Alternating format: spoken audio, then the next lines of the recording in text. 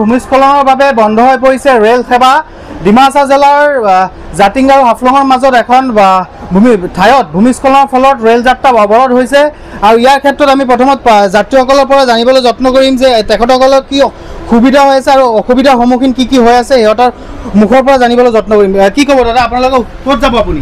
আমি কামাখ্যাতে আসছি, আমরা যাওয়ার জন্য, কিন্তু আমরা ত্রিপুরা যাব, আগরতলা ত্রিপুরা যাব। যে তারা বলছে যে ট্রেন এখানে পর্যন্ত যাবে, ঠিক আছে, এখানে যাইলে পথে পিঠে তারা আড়াই ঘন্টা আমাদের আটকে রাখে বলছে এখানে আর যাবে না।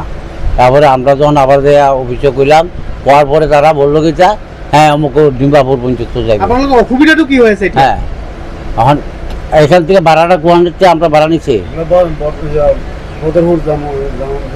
আপনি কি কব যে যেহেতু যাত্ৰীসকলৰ অসুবিধা হৈ আছে সেইটো ক্ষেত্ৰত কি কব? যাত্রীরা সুবিধা অসুবিধা, যাত্রীরা এখন ওইদিকে যতক্ষণ আসলো ঘন্টা 3 ঘন্টা পরে যখন পোলাহান সব গেছে, এরপরে কইছে লামডিং না রাখবো, এরপরে রাস্তা সরাই করলে যাইতারবো বা যার যার ইয়া মতো যাইবো। তখন আমরা তো যে যার যার মতো ইয়া টিকিট কাটছি, আমরা এমনি অসুবিধা বুক করলাম, আমরা টাকাও লাগবো আবার ডাবল। হ্যাঁ, আপোনালোকে কোৱা হৈছে নি কেতিয়া যাব ট্ৰেইন, কেতিয়া ইয়াৰ পৰা যাব? এমনি হ্যাঁ, কি ক'ব আপুনি ট্ৰেইনখন কেতিয়া যাব, কেতিয়া ৰাস্তা খুলিব, এইটো ইনফৰমেশ্যন দিব লাগিছিলে।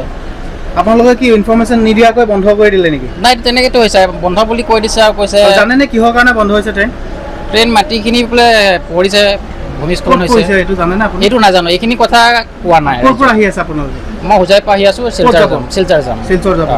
হয়, যেহেতু যাত্ৰীসকলৰ সুবিধাৰ ক্ষেত্ৰত বহু ধৰণৰ কষ্টৰ সন্মুখীন হ'বলগীয়া হৈ আছে আৰু যাত্ৰীসকলৰ যাত্ৰাৰ ক্ষেত্ৰত বাধা পৰিছে। এতিয়া ভূমিস্খলনৰ বাবে ডিমাচা পাৰ্বত্য জিলাৰ জাতিংগাৰ পৰা হাফলং অভিমুখে এখন ঠাইত ভূমিস্খলন হৈছে।